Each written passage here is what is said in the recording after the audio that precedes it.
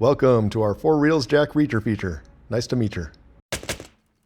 Our movie opens with a Calvin Klein model, setting up in a parking garage with a sniper rifle. The target? Anybody going about their day, apparently. Sure enough, he does shoot 5 people seemingly at random. The SWAT team scrambles to the scene, but the shooter is nowhere to be found.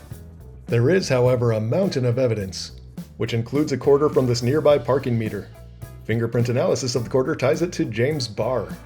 The police swoop in to make the arrest, and oh, that's a different guy. We know that, but they don't. Anyway, they give him a piece of paper to write his confession on, but all he writes is "Get Jack Reacher." Who is Jack Reacher? Well, they look him up, and apparently he's a former US Army military police officer, but also a badass, and a mysterious badass, also a womanizer, and badass. Hey, were you wondering if Jack Reacher is a mysterious badass? Well, don't you worry, the movie is gonna keep telling us repeatedly. Anyway, he struts in that room like a badass and asks for the man who asked for him like a badass. James Barr. Well, sorry to say, James Barr got beaten into a coma while in police custody, so we're not getting any answers out of him for a while. But now Jack meets Barr's attorney, Helen. Jack Reacher? The one and only.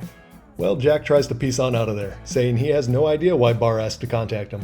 But he does agree to tell Helen what he knows before he leaves, which is that James Barr was a sniper in Iraq. He never got to kill anybody though, which apparently left him jonesing.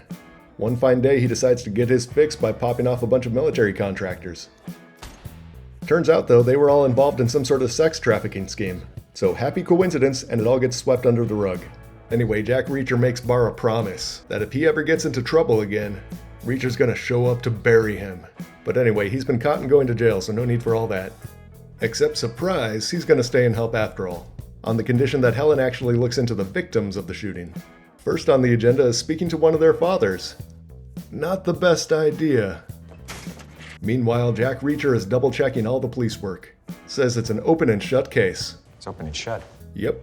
The detective is a bit confused that Reacher isn't taking any notes. Oh, I don't need to. Weird flex, but okay. To the bar.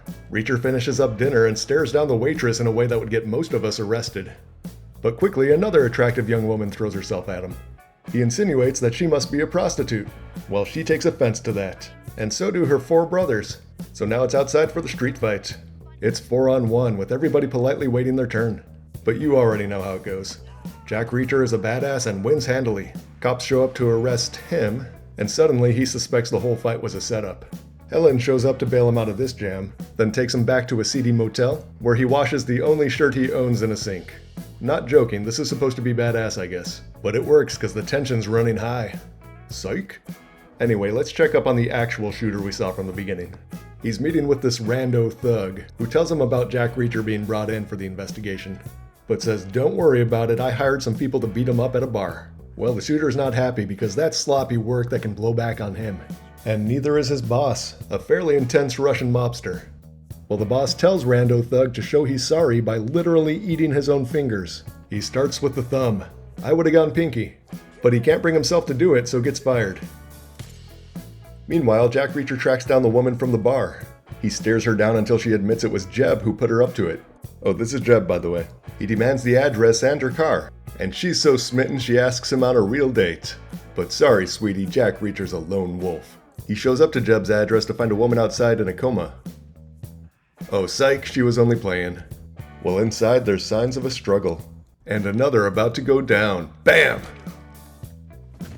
Well, lucky for Jack Reacher, these are 2 of the most incompetent henchmen you'll ever see. I mean, I swear, I am not editing this to be funny or anything. This is how it actually goes down. Maybe it's a Three Stooges throwback or something, I don't know. Oh! Oh! So the 2 Stooges get dispatched.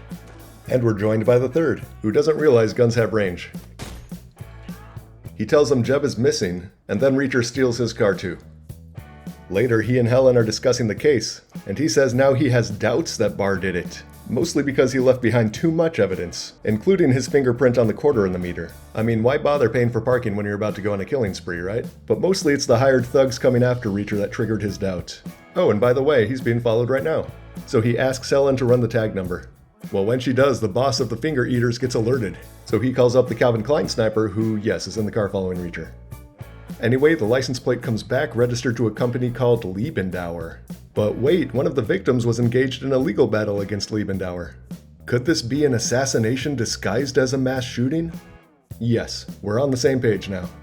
Later, the woman from the bar is leaving for a night out when she's approached by this guy. The CK shooter, well, him and his henchmen are going to murder her and plant the body outside Jack Reacher's seedy motel. The detective tells the clerk inside they're looking for a man who can kill somebody with one punch. And she says, well, that must be Jack Reacher. Now look, I like Tom Cruise, and I can appreciate what they're trying to do setting up this character, but I am not looking at him thinking he can kill with a single punch. But in any case, right about now he shows back up at the motel, sees the police, sees the poorly covered body, and sees the detective, who sees him right back. So the chase is on. Let me fast forward for you. It ultimately ends when he just decides to step out of the car and walk away. Just like that.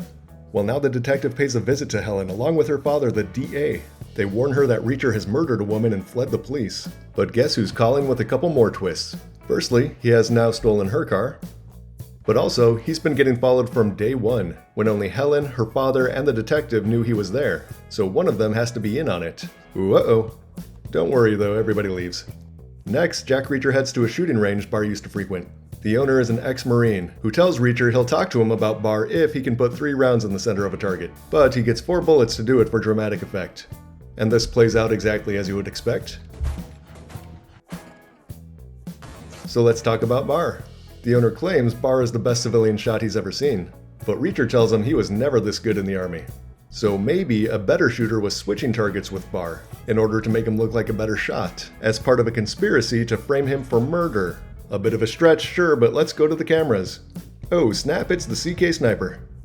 Reacher calls Helen to tell her that he now has the photo of another potential suspect, but she's a little busy at the moment accusing her father of being part of the conspiracy. Well, he's not copping to that just yet, but fret not. The detective is going to come to make things clear.